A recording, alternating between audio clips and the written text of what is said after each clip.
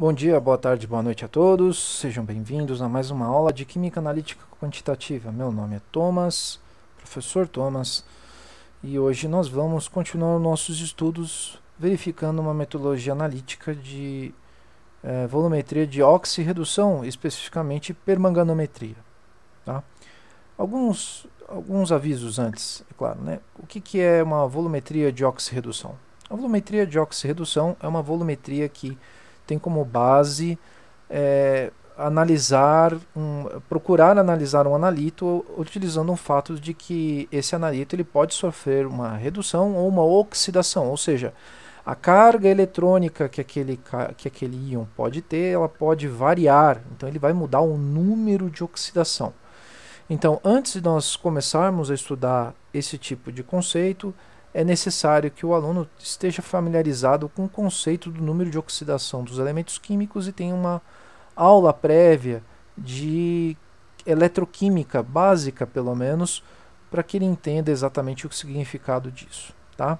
Então, uma vez que eu acredito que isso já tenha sido esclarecido, então nós temos elementos químicos na natureza que eles podem sofrer oxidação ou redução.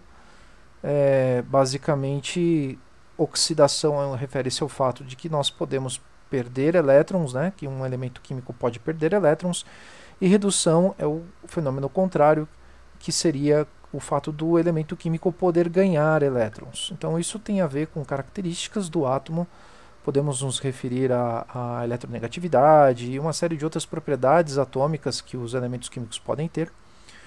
Basicamente, a gente vai acabar resumindo na capacidade que o átomo tem de receber ou perder elétrons. Okay? Então, a permanganometria em si, metodologia analítica muito clássica, ela está descrita em todas as bibliografias que nós havíamos mencionado anteriormente. Vocês vão encontrar ela no Vogel, no Daniel Harris, no Bakan, tá? E qualquer outro livro de química analítica quantitativa que vocês dispuserem em mãos, porque é uma das formas mais clássicas de análise que nós temos. Tá, ok? A permanganometria, especificamente, então, pelo nome, ela denota que nós vamos falar de reações onde a gente usa o permanganato como agente oxidante. Tá? O permanganato ele é uma molécula que tem muitas coisas para se falar a respeito dela. Primeiro que o permanganato ele é prejudicial para o meio ambiente, ele é um reagente químico que ele, por ser muito reativo, ele acaba destruindo e consumindo o oxigênio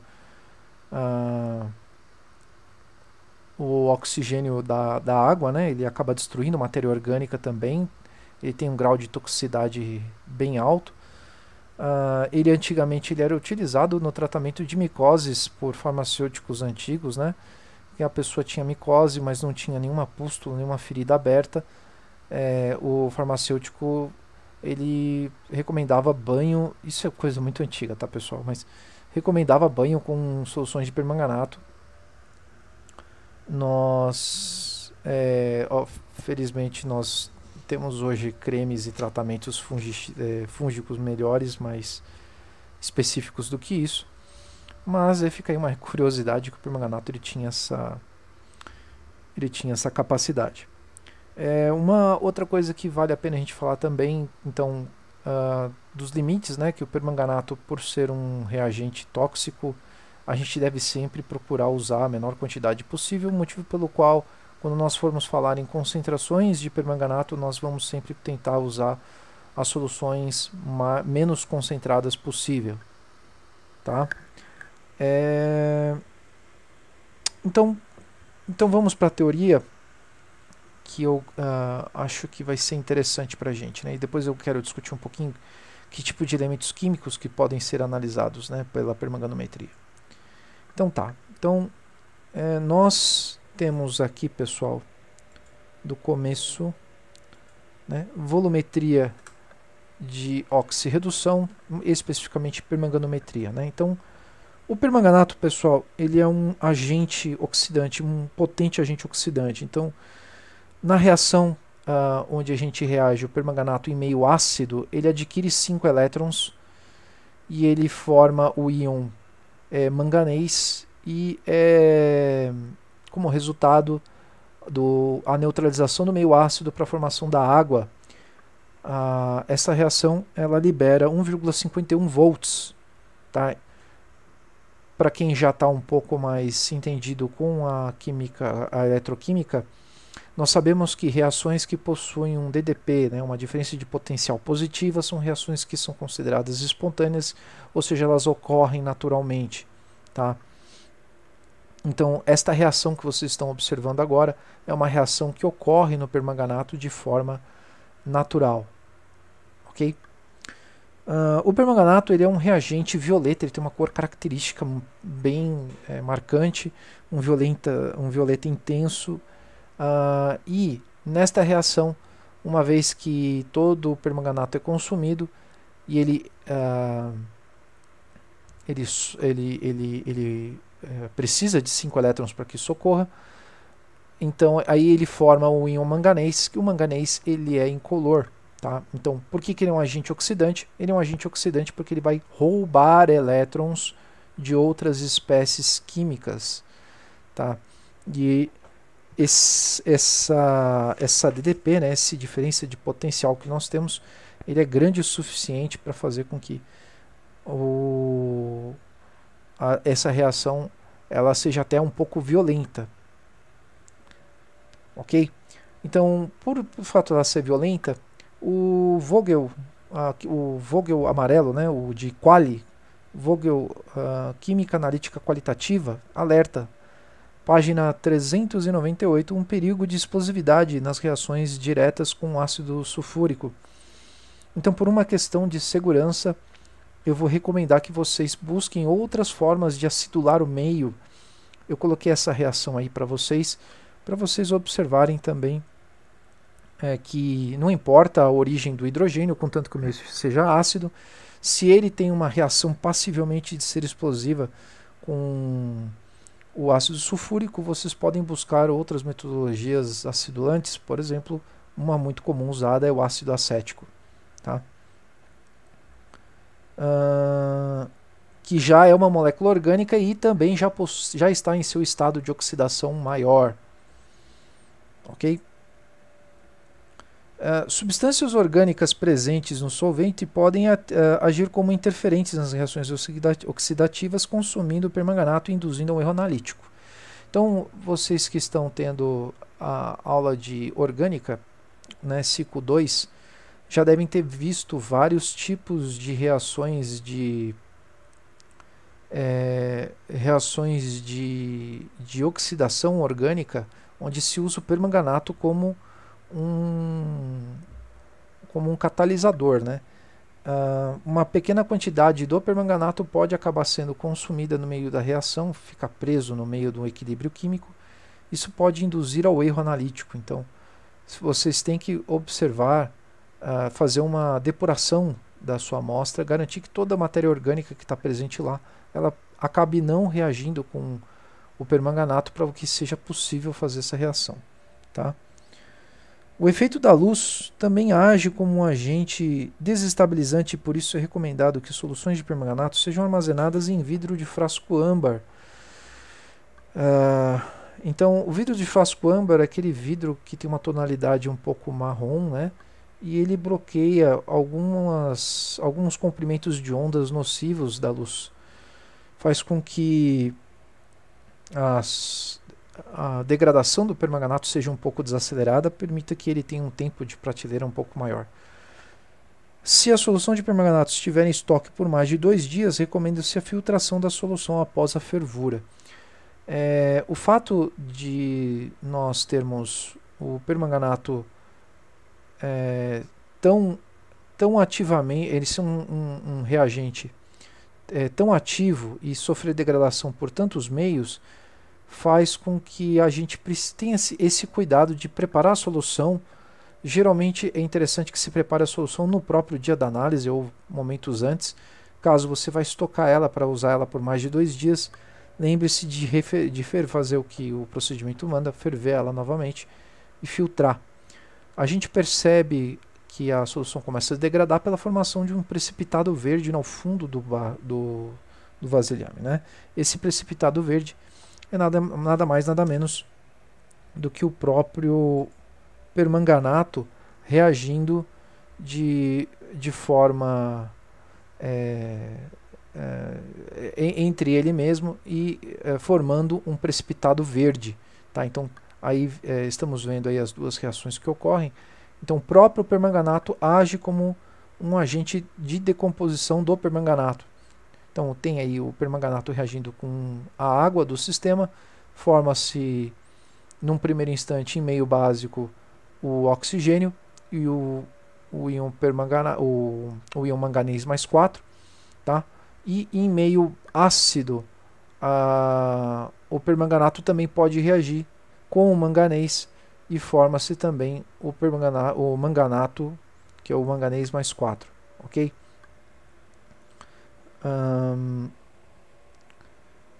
Então, vamos falar um pouquinho sobre a técnica analítica, né? Vamos falar um pouco sobre alguns procedimentos, né? Uma vez que a gente tem uma metodologia analítica com um composto que tem uma cor tão característica e, ao fim dela, nós não temos nenhuma cor, a gente consegue fazer uma determinação do ponto de equivalência muito satisfatória apenas observando o fim, a extinção do íon permanganato, que é a viragem do violeta para o incolor. Ok? Então, o violeta para o incolor, a gente garante que nós vamos ter, então, transformação do permanganato de mais 7 para mais 2. Extinção dessa cor garante que não existe mais íons de permanganato na solução. No Erlenmeyer, né, que o permanganato estará na bureta, ele vai ser gotejado por Erlenmeyer. E quando todo o princípio ativo do permanganato for consumido, haverá o ponto de equivalência.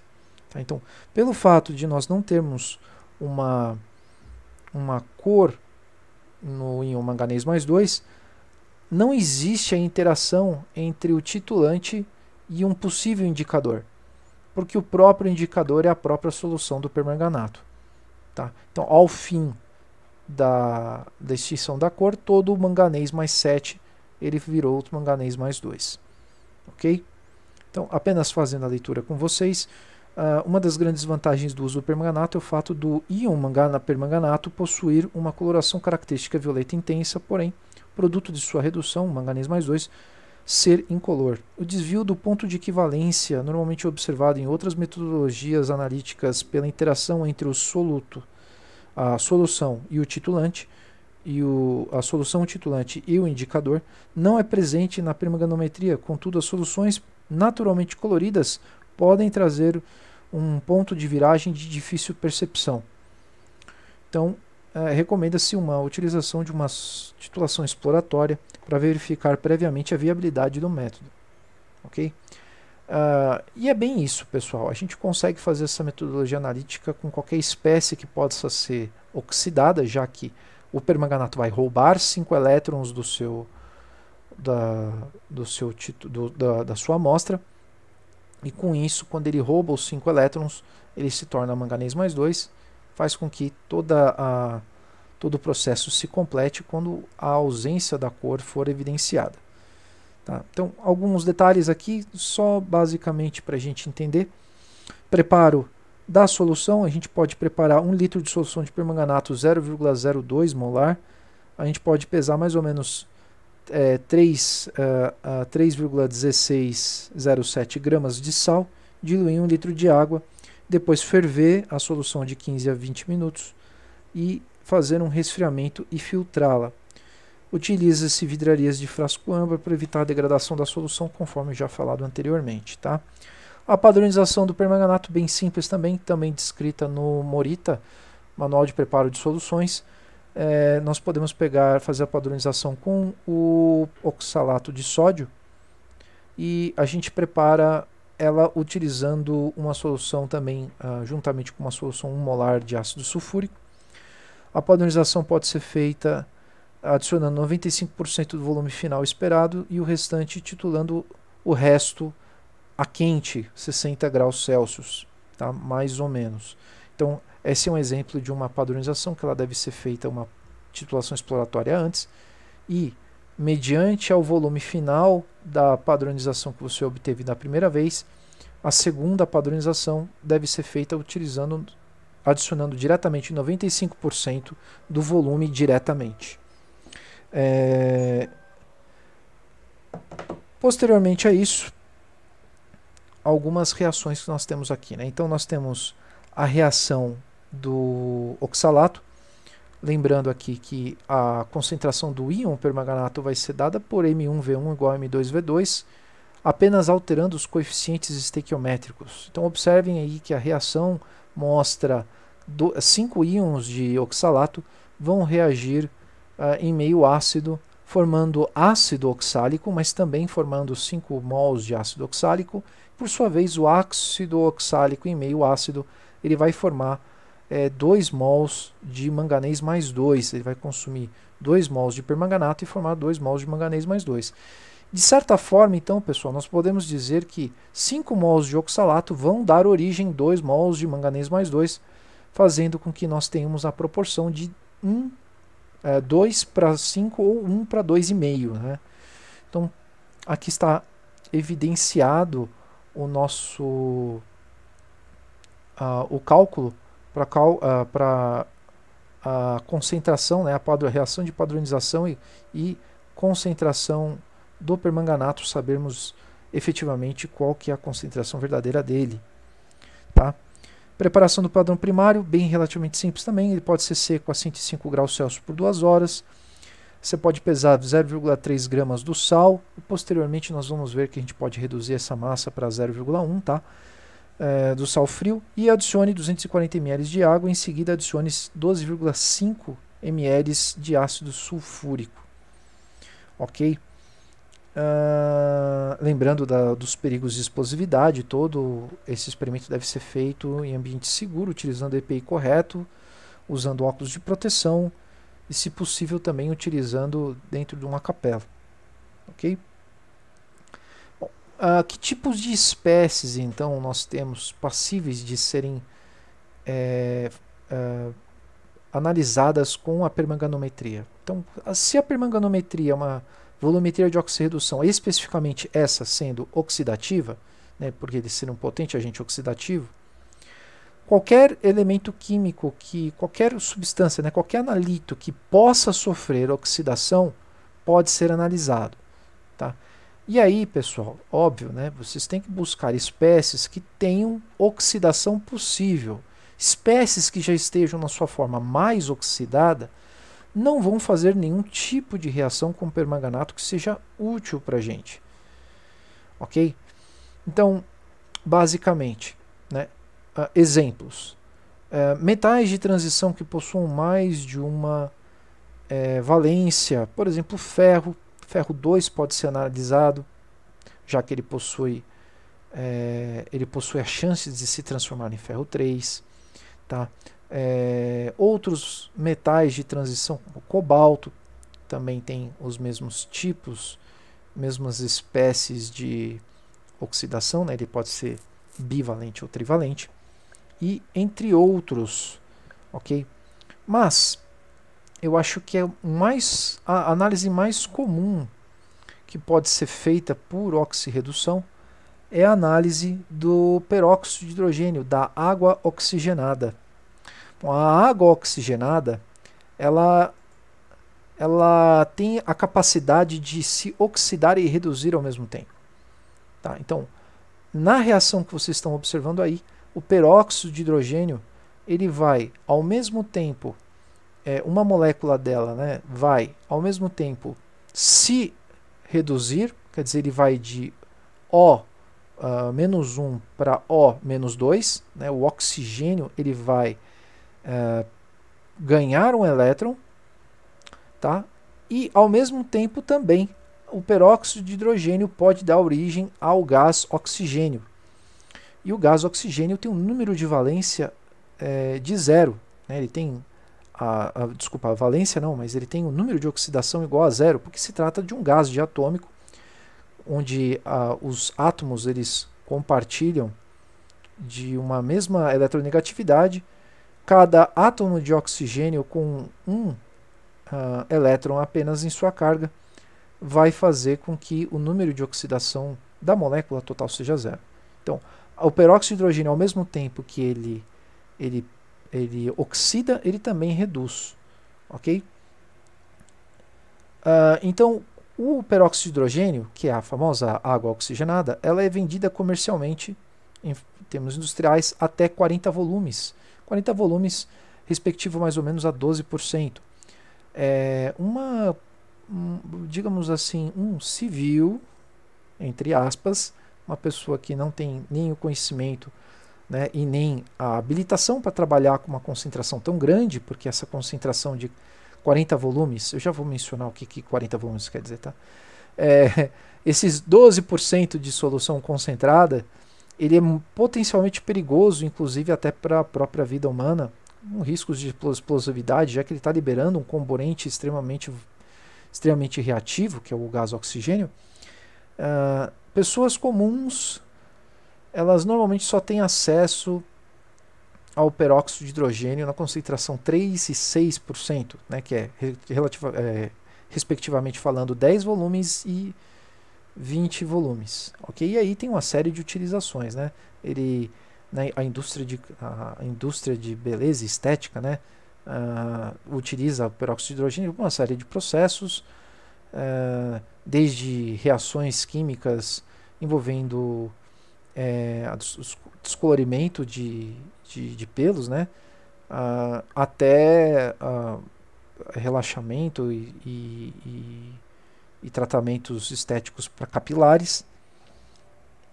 Então, se faz necessário a gente ter uma metodologia analítica, né? Então, esse é uma das muitas aplicações que nós temos para a volumetria de oxirredução permanganometria. Tá? E o que são esses volumes, então? Né? Esses volumes que nós estamos colocando aí, né, que 3% refere-se a 10 volumes, 6% 20, 9, 30 e 12, 40, e refere à quantidade de litros do gás oxigênio que um mol de peróxido poderia liberar. Tá? Então, observando a reação aqui em cima, que nós estamos vendo, 2 mols de peróxido podem liberar 1 mol de gás oxigênio, na proporção, então, 2 para 1. Ok? Nós temos a capacidade. Então, se eu tiver 1 mol de peróxido, eu vou liberar meio mol de gás oxigênio. E assim por diante. Tá? Então, observando aqui, né, como que funciona a própria análise química do peróxido de hidrogênio, e apenas para também termos referência, né, se nós considerarmos que nós teríamos a rigor 10 litros de oxigênio liberados de 1 litro de solução de peróxido, é esperado que uma solução desta concentração, utilizando 0,02 molar de permanganato, consuma 17,8 ml de bureta. Tá? Então, a reação de oxirredução com peróxido de hidrogênio vai formar para a gente, vai consumir para a gente 5 mols de peróxido para 2 mols de permanganato. Então, a proporção que deve ser usada aqui, né, M1V1, M2V2, que é a fórmula mais clássica que nós temos da volumetria da volumetria, um termo de uma maneira geral, M1V1 igual a M2V2, trocando-se os coeficientes estequiométricos da reação. Então, observem aqui que nós temos 2 trocando de lugar, né, o 2 do permanganato ele passa para o outro lado, 5 do peróxido passa para o outro lado, e podemos simplificar 5 por 2 para 2,5 por 1. De onde a gente pode fazer isolar, né, colocar a molaridade do peróxido, que é o que nós desejamos descobrir, em evidência, fazendo aqui com que todo o resto passe para o outro lado, dividindo. Então, daqui, né, desta fórmula de cima, nós temos que a molaridade do peróxido vai ser 2,5 vezes a molaridade do permanganato vezes o volume do permanganato gasto na bureta, dividido pelo volume da amostragem. Tá? Então, 1 ml de amostra, 10 volumes, deve consumir por volta de 17,8 ml da bureta, aproximadamente. Tá? E a decomposição aqui, vamos lá um pouquinho da decomposição do íon do peróxido de hidrogênio. Né? Então, como dito, ele pode oxidar e reduzir ao mesmo tempo. A reação que nos interessa é a reação de oxidação para o gás oxigênio, proporção 2:1. Então, nós temos 2 mols de peróxido formando 1 mol do gás oxigênio. Tá? Então, se nós considerarmos que nós temos 1 litro dessa solução, nós podemos também dizer proporcionalmente 1 mol de oxigênio para cada 2 mols de peróxido. Tá? Então, se 1 mol de oxigênio liberam 22,4 litros de gás, então, consequentemente, numa regra de 3, a molaridade que nós encontramos de peróxido ela vai ser referente a X volumes. Tá ok? Então, é tudo proporcional, lembrando-se que nós temos várias regras, né, aqui várias regras de 3 que nós nos propusemos. Então, 2 mols de peróxido para 1 mol de gás oxigênio, a molaridade vai formar meio mol de gás, molaridade aqui, né, vai dar meio mol de gás para a gente. Tá ok? Transformando tudo isso em termos lógicos, né, para a gente entender de onde vem esse conceito de volume molar, apenas uma rápida recapitulação. O volume molar ele é calculado com base na equação de Clapeyron, uma fórmula clássica da física, utilizada desde o início do século XIX, XVIII. Né, toda a termodinâmica tem um histórico de amor com essa fórmula, porque essa fórmula ajudou muito entre químicos e físicos. Ela vem da relação que a pressão vezes o volume é igual ao número de mols vezes a constante do gás vezes a temperatura em escala absoluta. Então, se nós considerarmos condições padrão, tá? Não estou falando da CNTP, estou falando de condições padrão, estou falando de 25 graus Celsius, 1 atm, sendo R o valor de 0,08205 atm litro por mol Kelvin, nós vamos obter, colocando tudo isso, fazendo as devidas substituições, que o volume molar de 1 mol de um gás qualquer perfeito seria de 22,4. O gás oxigênio não é um gás perfeito, ele não possui as características do gás perfeito, ele tem vários desvios de idealidade, e quando a gente estuda a termodinâmica um pouco mais avançadamente, a gente vai perceber que existem algumas partículas multiplicativas que fazem corrigir isso. Mas, basicamente, a gente tem uma relação bem próxima, uma aproximação aceitável de que 22,4 litros de gás dá pra gente sobreviver com essa aproximação. Ok? Então, apenas alguns outros valores para ser esperados, né? Como a gente fala, como a gente já falou anteriormente, 1 ml de amostra reagindo com 0,02 molar de permanganato, é esperado que sejam consumidos 17,8 ml. Aqui eu trouxe mais algumas relações esperadas, né? Se nós reagíssemos com uma solução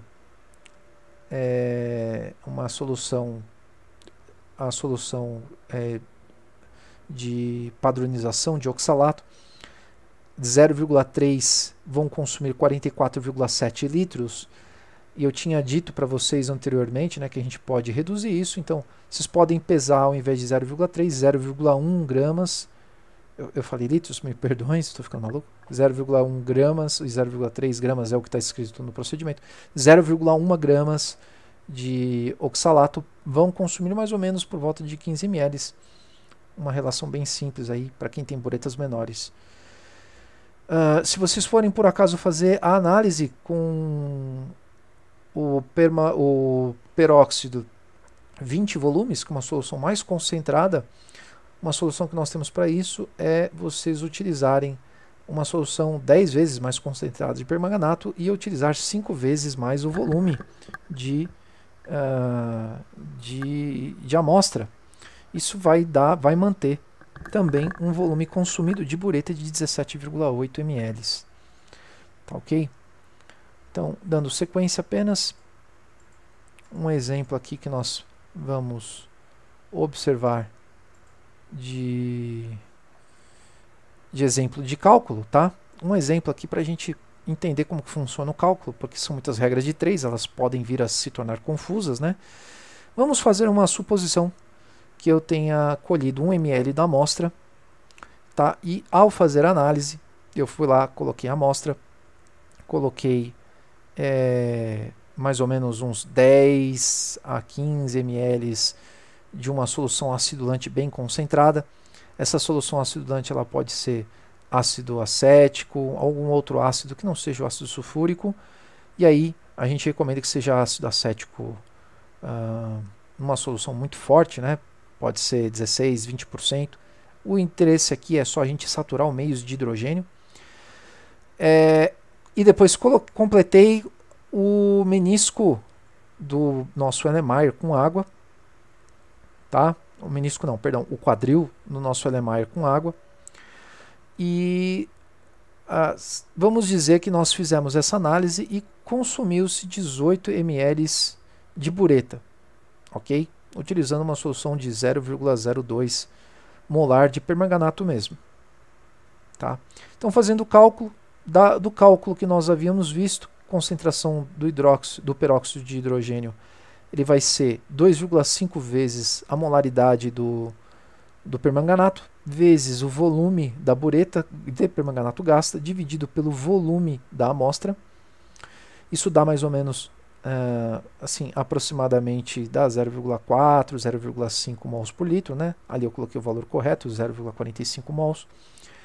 E da relação 2 mols em 1 litro de água, de solução de peróxido iriam formar 22,4 litros de oxigênio, 0,45 mols em 1 litro vão gerar X litros de oxigênio. Então, fazendo a regra de 3, nós temos que a quantidade de volumes que nós diríamos, né, a quantidade de litros de oxigênio em 1 litro de solução de amostra seriam de 10,08, aproximadamente 10 volumes. É uma amostra bem próxima da realidade. Tá ok? Pessoal, então é isso. Eu espero que vocês tenham entendido. Vou permanecer online nas aulas para que vocês tirem as suas dúvidas, caso necessário. Essa não é uma metodologia muito complicada, ela é bem simples. Espero que vocês também possam fazer os exercícios que irei propor. E, como sempre, eu quero desejar a todos um bom fim de tarde, um bom fim de noite, seja qual for o período que você esteja assistindo. E até a próxima, tá? Com muita saúde. Tchau, tchau.